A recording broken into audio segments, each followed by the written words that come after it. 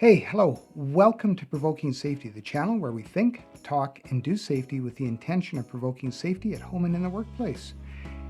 Glad you're here. If you're joining the channel for the first time, welcome. My name is Kevin Barrett. I'm a health and safety and risk management professional. If you are the kind of person that feels that an ounce of prevention is worth a pound of cure, what I suggest you do is give that button a quick click, the subscribe one, and ding the bell, and you'll get notified of new content, and you can join me for future videos.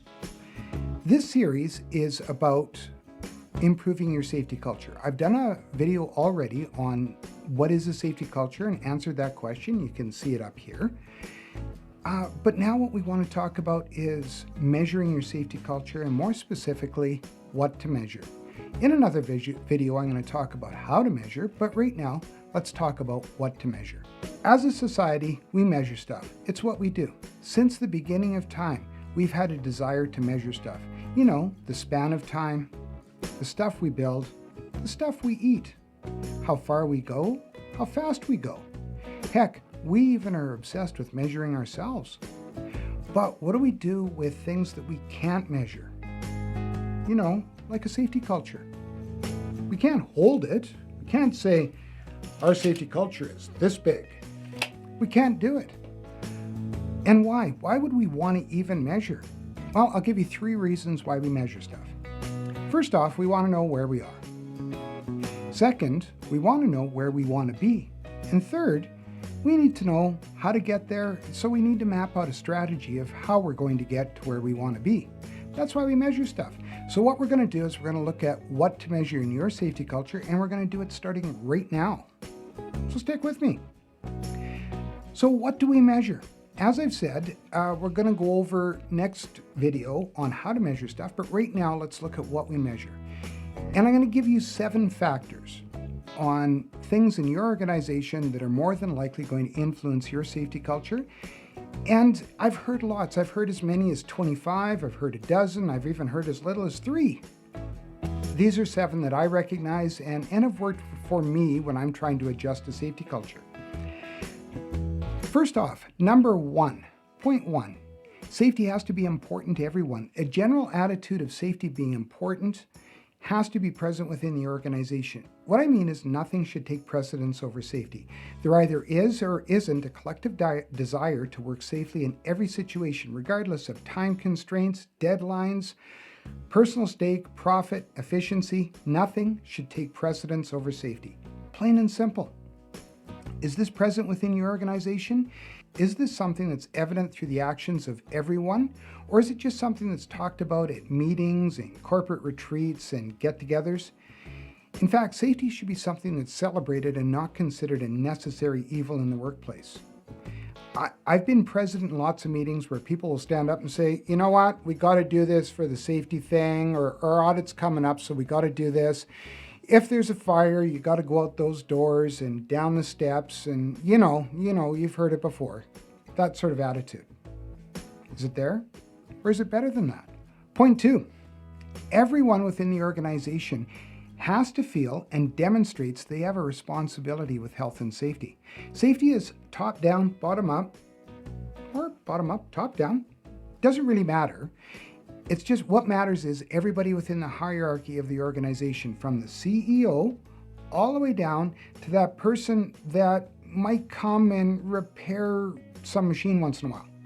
Everybody within that organization has to feel that they have a responsibility to the health and safety of the organization and act accordingly.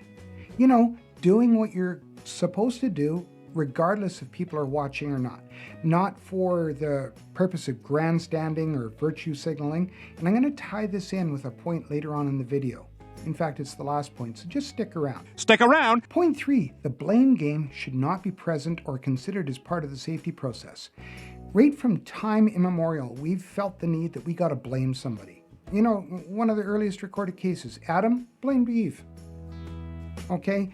And it's usually natural. During inspections, investigations, safety reviews, or audits, there's this natural tendency to point fingers or single out a person, a group of people, a department for something that's gone wrong. It shouldn't be that way. What you should be asking yourself is there a way that we can correct this? What do we need to do? We can do so much better. Is there a possibility for success that can come out of this? It's natural to want to consider punishment or blame for something that's gone wrong as far as safety goes, but it just isn't productive. Is it part of what you're doing? Hey, point 4, we're over halfway. Well, okay, we're close to halfway, or we are halfway. Pick one. Collaboration has to be a part of creating and maintaining that safety system or program for everyone.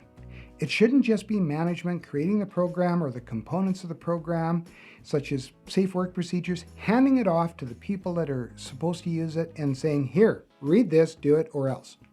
It just doesn't work. Even worse is hiring some outside consultant who will hand it over and say, by the way, my invoice is on the top, all accounts are payable within 30 days, and then leaving. It happens. Consultation and collaboration should be considered the cornerstone and foundation of every good program. That way, the program is usually embraced at all levels within the organization, and it makes it more sustainable because authorship leads to ownership, which leads to commitment. Consider how you would feel if someone handed you a document and say, here's what you live by, do it or else. Especially if the writer or writers had no familiarity or intimacy with the tasks that you perform or your job. Let that one sink in for a bit. What about continuous improvement? Always we should be looking at as organizations continuous improvement over stagnation. Programs are written, hopefully read, but then end up on the shelf somewhere so the dust can have a home. I've talked about that in a previous video, and stagnation does lead to empathy, which leads to program demise. Okay, it just happens. Now, however, there's additional concerns besides indifference. Okay, good safety programs can be written and better ones are reviewed often to meet legislative needs or current events. Think COVID-19. Okay, great safety programs or really awesome safety programs are ones that are reviewed on a constant basis, but looked at for outside influences such as market influence, external events, legislation, things that are required or the competition is doing that makes them better than us. What can we do to use our program to leverage us in the marketplace, and what can we do to make us more efficient and more marketable? Your safety program should be considered an integral part of your corporate health.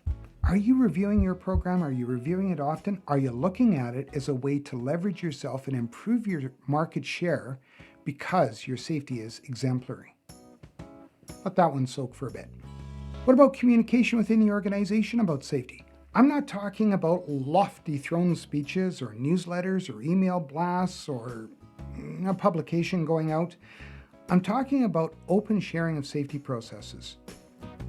Often we make all of these efforts within the corporation to break down silos, yet at the same time, what's happening is as quick as we're breaking one down, others are being erected, and safety is just as bad. I see groups within an organization making innovations and huge strides towards improving their safety processes, but then hiding them, holding them close, putting them away in a locked safe even, and because they feel that it causes competition. Why not share it? In fact, you want good bragging rights and you want recognition, share what you're doing. It just makes perfect sense. A quick tip, and one thing that should always be shared within an organization, is your job hazard assessments and your field level hazard assessments. If you've done something, share it, publish it. Within your organization, allow for others to use it. It just makes perfect sense and it can help others. Point 7, executive endorsement of health and safety must be visible. Visibly genuine. It has to be lived out in what you're doing, executives. I can't tell you how many times I've been in meetings and had to endure an executive asking me, is this necessary? Do we have to do it? Are you sure it's the law? Maybe you're wrong. And then the next day I've been in meetings and that same person has stood up and extolled the virtues of health and safety just as though they created the process. I've also heard safety gurus talk about how CEOs and executives and directors, etc., don't have any influence on safety. It's the frontline managers and middle management that does. Got to ask a question, just curious, who influences frontline managers and middle management? Or do they just come upon it through epiphany? Just curious. Let me share with you one thing that occurred with me. I was with an organization and I had to make a trip in a company vehicle. It was wintertime, and the night before, our vice president had emailed me and asked if they could ride with me because they were going to the same destination I was. And sure, why not? Why take two vehicles when we can take one? Anyway, I knocked on his office door early in the morning and I said, I'll be going. I just have to do a few things for the next 10 minutes. And I went to find him after that and I couldn't find him. I walked outside and the vehicle was brushed off, idling. The pre-trip checklist had been completed. And I looked and I said, you didn't have to do this. He said, I know. Oh, by the way, since I did the checklist and I did all of the pre-trip stuff, I should actually drive because it just makes sense. If you want to drive, can you do the checklist again? And I thought, what the heck, did this guy read the book? But it's something that stuck with me throughout the rest of my tenure with that organization, how this person actually took health and safety seriously. Just let that settle in with you. Now, I'm glad you stuck with me to the end of the video.